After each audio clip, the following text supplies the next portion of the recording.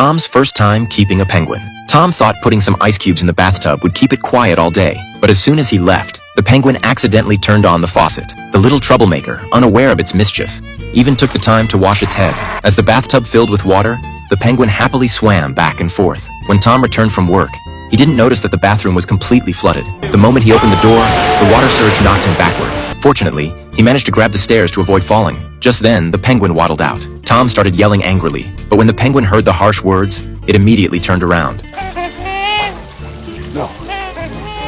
No. With a painful cry, Tom finally tumbled down. Keeping a penguin wasn't his intention. Initially, he received a wooden crate delivered by courier, said to be his inheritance from his father. But when he opened it, he could only smile helplessly. He had hoped for something valuable, but inside was just an ice sculpture of a penguin. Although disappointed, it was still his father's last possession, so he placed the toy penguin on the shelf. However, while he was on the phone, the penguin somehow thawed and came to life. When Tom turned around, he discovered the ice sculpture had vanished. As he searched, a voice suddenly came from behind. A live penguin was standing there. Tom froze in shock until the penguin called out again. He never expected to inherit a living penguin. Carefully picking it up before he could even rejoice, the penguin dirtied his shiny shoes. Tom was at a loss. It wasn't that he disliked animals, but as an office worker, he had no time to care for such a creature. So he temporarily put the penguin in the bathtub filled with ice cubes. Then he rushed off to work, accidentally knocking over the wooden crate, wincing in pain. Worried about being late, he ignored the pain, got up, and left, overlooking his father's will in the box and unaware that his troubles were just beginning. Tom was originally an enthusiastic and efficient acquisition manager, but today's tardiness angered the clients, and the restaurant acquisition project reached a deadlock. Back home, he called his father's old subordinate, intending to send the penguin back. Due to poor signal quality, the other party misunderstood and thought he wanted 5 more penguins.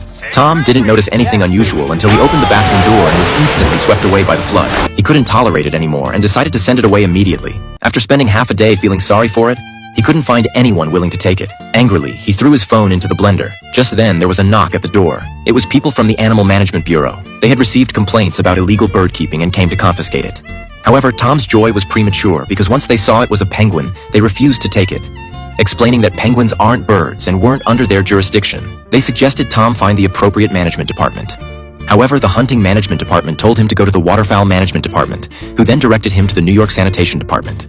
But the sanitation workers only handled garbage, not penguin management. He couldn't get rid of the penguin. Exhausted, he fell asleep on the couch, with the well-behaved penguin staying quietly by his side. The next day, when the sun was already up and the owner still hadn't risen, the penguin kindly tried to wake him, startling Tom. Left with no choice, he escorted the penguin out, kindly telling it to turn right for Antarctica and keep walking. Seeing that it didn't move, Tom decided to help further. He took a vase from the hallway, poured the water on the ground, creating a northward path. Then he picked up the penguin and gave it a forceful send-off. After sending the little one away, Tom couldn't be happier.